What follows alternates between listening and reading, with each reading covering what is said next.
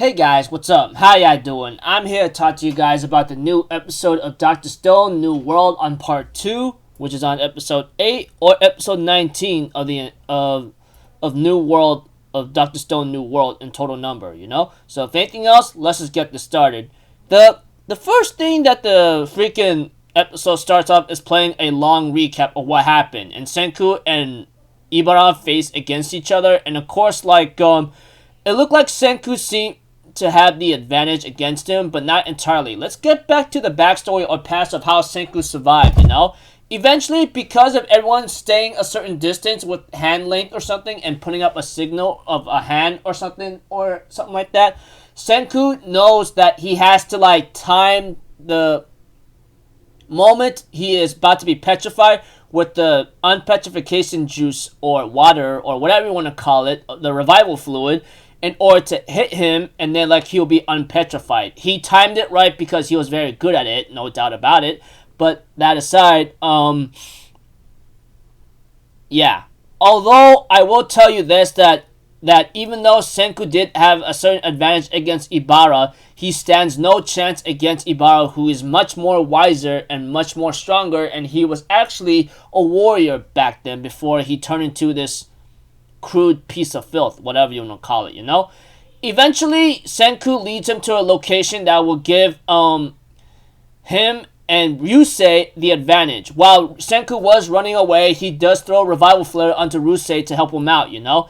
And eventually, they manage to get the petrification device, but not before it becomes very tough and ugly because, like I said, this Ibara guy, a very kind of crazy antagonist villain in this arc, was very cautious and very careful, you know?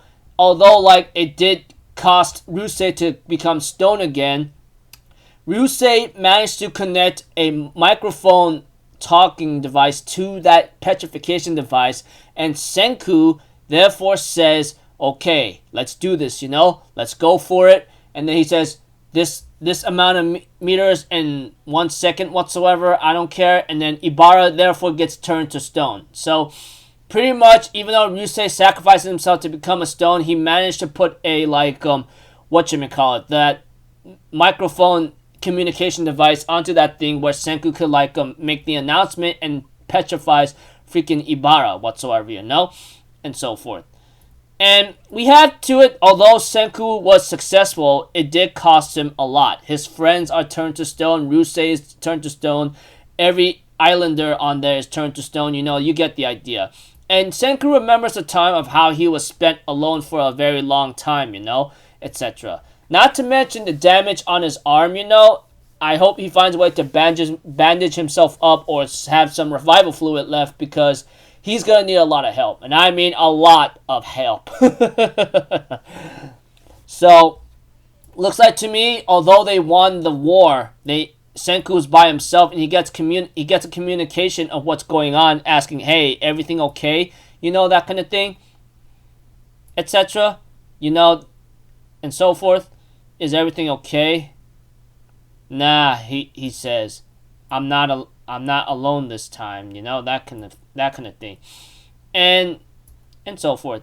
Preview next episode is titled First Dream whatsoever. I don't know. One thing's for certain is that there might be some hope coming along. Anyways, so overall in this episode, all I can really tell you is that Senku manages to outwit Ibara, although he had to make a couple sacrifices, even though he revived or revival fluid Ryusei, etc. He managed to defeat Ibara and so forth, and you get the idea, you know? So, yeah. Anyways, thought the episode was pretty slick and pretty cool, so I'm looking forward to, the next one. I don't know what's going to happen to Ibara, but one thing's for certain is that he's not going to be troubling anyone again after what he's done, you know? So, until then, people, I'll see you guys in the next video. So, I'm off for Zitto. Have a good day. I'll see you guys next time, alright? Peace out. Bye-bye. Ta-ta-da!